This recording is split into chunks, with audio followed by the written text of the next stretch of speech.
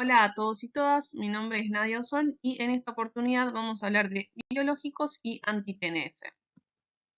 Primero vamos a mencionar los objetivos de esta clase. Lo que nosotros proponemos es que al finalizar la misma, ustedes puedan definir qué son los medicamentos biológicos y cómo es que estos se producen, diferenciar los medicamentos convencionales de los biológicos, describir la estructura de una inmunoglobulina, comprender la relevancia de los anti-TNA-alfa en la funcionalidad del sistema inmune y sus efectos en los pacientes, y mencionar ejemplos de medicamentos biológicos.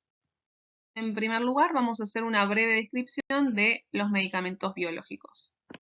La ANMAT define como biológico aquel producto obtenido de organismos vivos, animales o de sus tejidos para la prevención, diagnóstico o tratamiento de ciertas enfermedades. No sé ustedes, pero cuando yo cursé la materia, tenía el preconcepto de que el término biológico hacía referencia de manera exclusiva a anticuerpos monoclonales.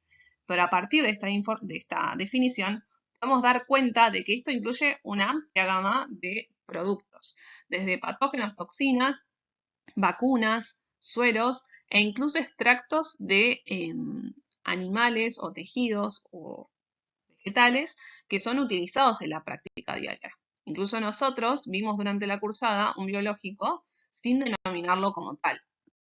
Vamos a charlar un poco sobre la historia general de los medicamentos. Como ustedes bien sabrán, hace más de 2000 años que el ser humano utiliza extractos de plantas con fines terapéuticos, entre otros, pero no fue hasta el siglo XVIII donde se escribió por primera vez sobre el uso de la corteza de sauce con el fin de tratar la fiebre. Y recién unos cuantos años después, en 1820, Buchner logra aislar al principio activo del sauce, al cual denominó salicilina, que es lo que deriva en lo que se conoce como ácido acetilsalicílico. En la década del 20 se descubre el primer biológico que cumple con la definición que charlamos en la diapositiva anterior, que es la insulina.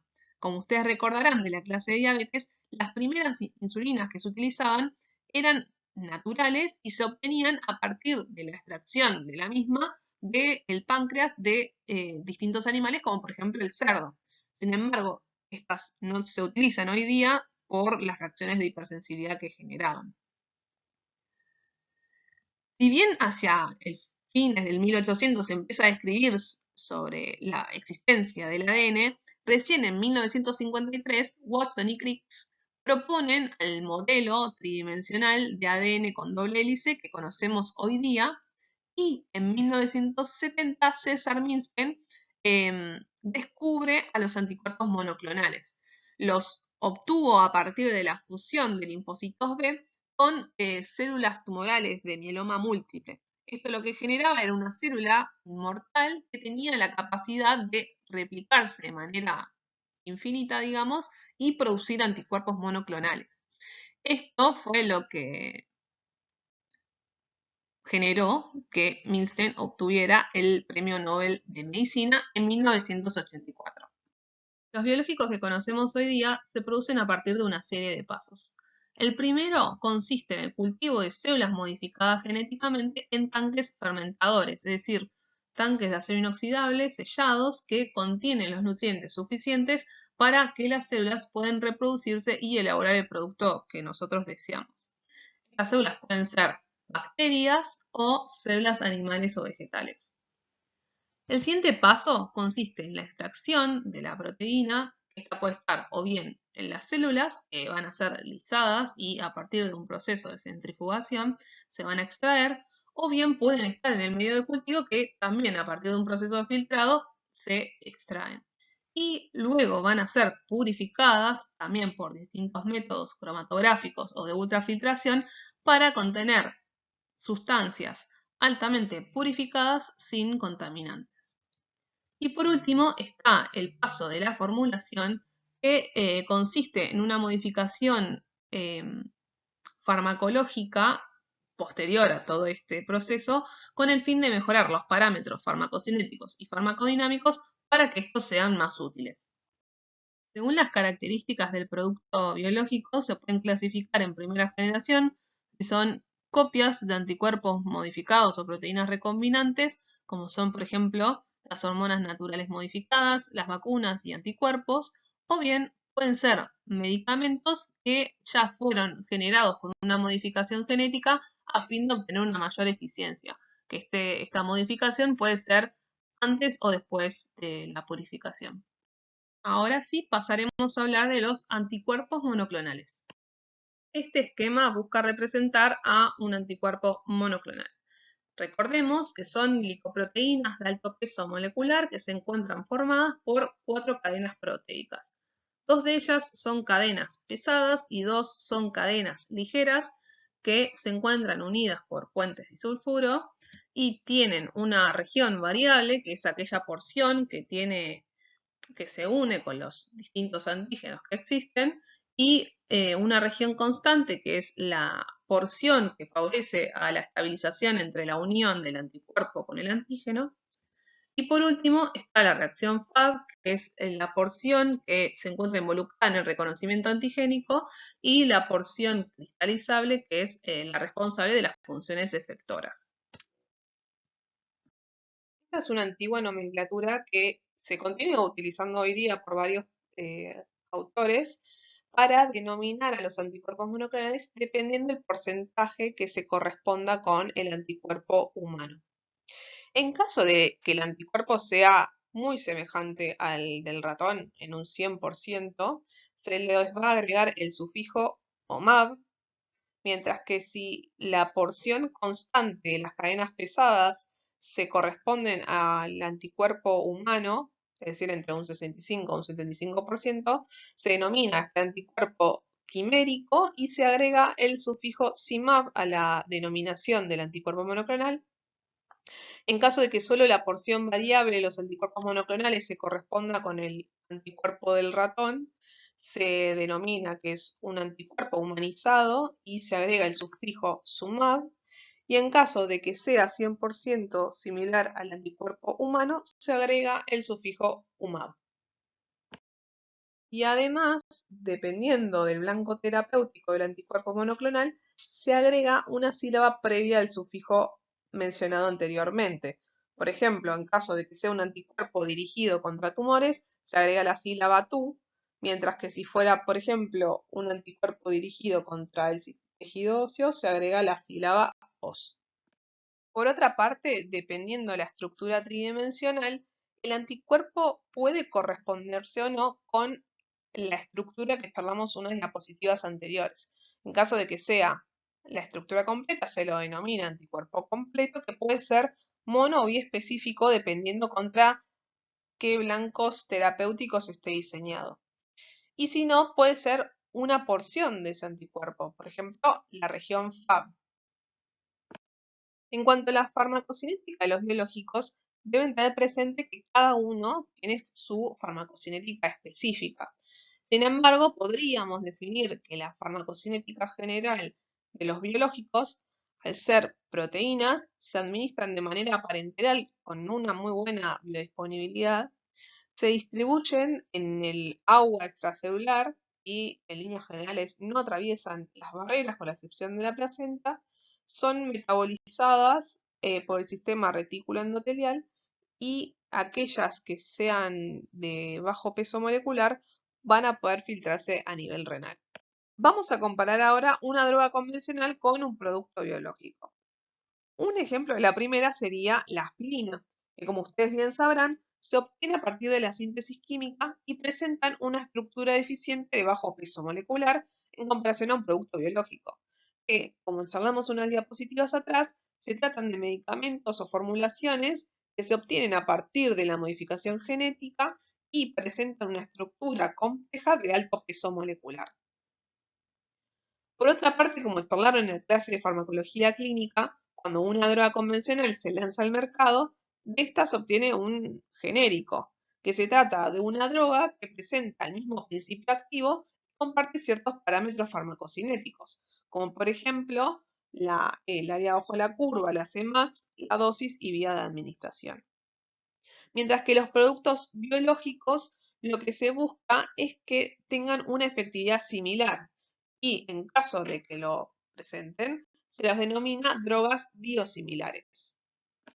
Los biológicos pueden tener distintos mecanismos de acción.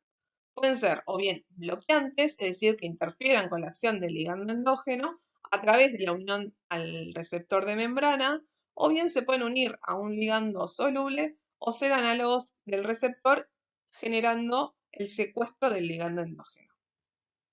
Pueden ser también activadores que recluten la función del sistema inmune, o bien ser conjugados, es decir, que estén unidos a una droga y que mediante el anticuerpo monoclonal lleguen a un blanco específico. Es importante aclarar en relación a los efectos adversos que, como charlamos anteriormente, durante la producción de los biológicos existe un paso de purificación. Y en este lo que se intenta hacer es extraer todos aquellos contaminantes o pirógenos que puedan ocasionarnos efectos adversos. Por lo tanto, estos suelen ser de baja incidencia o no ser tan graves. Y obviamente van a depender del grupo hacia el cual nosotros hagamos referencia. Pero en líneas generales lo que podemos decir es que la mayoría genera signos y síntomas compatibles con un síndrome gripal o reacciones de hipersensibilidad, generan la reactivación de infecciones o enfermedades latentes como la tuberculosis, por eso van a ver de que muchos de los medicamentos antes de utilizarse se realizan estudios complementarios para descartar posibles infecciones. Y también pueden llegar a aparecer sangrados o bien trombocitopenias. Y por último pasaremos a hablar de los anti-TNF-alfa. Como ustedes bien sabrán, el TNF-alfa o el factor de necrosis tumoral alfa es una citoquina proinflamatoria que se encuentra involucrada en la proliferación y función de las células que median las respuestas inmunes. Y se ha visto de que en determinadas enfermedades autoinmunes esta citoquina se encuentra aumentada.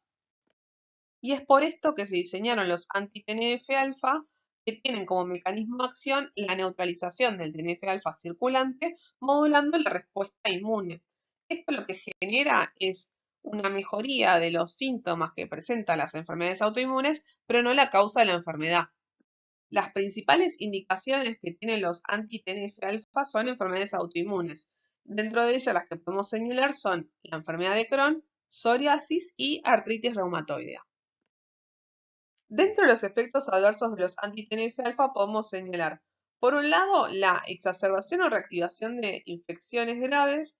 Es por eso que es de buena práctica diaria hacer una pesquisa previa al inicio de las mismas. También puede haber una tormenta de citoquinas que, como ustedes bien sabrán, existe habitualmente un equilibrio que es dinámico entre los factores proinflamatorios y los antiinflamatorios. Pero frente a la administración de un anti-TNF-alfa, se genera una sobreproducción de citoquinas que genera una respuesta inmune exacerbada. Y por último, se ha descrito de que los anti-TNF-alfa producen un incremento en el riesgo de presentar linfomas y otros tumores malignos. Un ejemplo de anti-TNF-alfa es el etanercept, que es una proteína de fusión que se une al TNF-alfa fusionado a la porción Fc de la IgG y evita que se una a el receptor del TNF-alfa. Dentro de los parámetros farmacocinéticos, es una droga que se administra de manera subcutánea y tiene una vida media de 5 días. Y esta droga se encuentra aprobada para la artritis reumatoide, la espondilocitis anquilosante, la psoriasis y otros. El adalimumab es un anticuerpo monoclonal completamente humanizado, es decir, que es similar a la IgG. Y su mecanismo de acción consta en unirse al TNF-alfa, formando un complejo inmune soluble que evita que interaccione con el receptor del TNF-alfa, llevando a una menor respuesta en la función de los macrófagos y los linfocitos T. Dentro de su farmacocinética es una droga que se puede administrar tanto vía subcutánea como vía endovenosa y tiene una vida media de 10 días. Y también su uso se encuentra aprobado para distintas enfermedades como la espondilocitis anquilosante, la artritis reumatoide, la enfermedad de Crohn y la colitis ulcerosa. El infliximab es un anticuerpo monoclonal quimérico, lo cual significa, recordemos, que en la porción variable se corresponde a un anticuerpo murino, mientras que la región constante a uno humano. Este se une de manera específica al TNF-alfa circulante, evitando que se una a los receptores. Se administra de manera endovenosa por infusión continua y tiene una vida media de 9 días. Dentro de sus principales indicaciones se encuentran la enfermedad de Crohn, la colitis ulcerosa, la espondilodicitis anquilosante y la psoriasis en placas. Y se ha reportado que el uso de infliximab ha llevado al desarrollo de anticuerpos antinucleares y en raras oportunidades genera un síndrome de tipo lúpico. Pasaremos a hablar ahora de otros productos biológicos que se utilizan en la práctica diaria. Si bien existen una infinita cantidad de anticuerpos monoclonales, daremos 3 ejemplos que probablemente ya hayan escuchado hablar. Por un lado está el rituximab, que es un anticuerpo monoclonal quimérico que se une de manera específica al CD20 de los linfocitos B y esto genera la muerte celular vía apoptosis. Sus principales usos incluyen el linfoma de Hodgkin, la leucemia linfática crónica, la artritis reumatoide y algunos tipos de vasculitis. También se encuentra el trastuzumab, que es un anticuerpo monoclonal humanizado que se une de manera selectiva al HER2 que se encuentra en la superficie de algunos cánceres como ser el de mama y el gástrico. Esto lo que genera es el freno del crecimiento celular y por lo tanto del tumor o cáncer. Y por último está el denosumab, que es un anticuerpo monoclonal humano que se une al RANK ligando impidiendo la activación del RANK. Esto genera que no se pueda activar al osteoclasto y disminuye el remodelado óseo. Dentro de algunos efectos adversos que se reportaron con el uso del denosumab se encuentra la osteonecrosis mandibular y la hipocalcemia.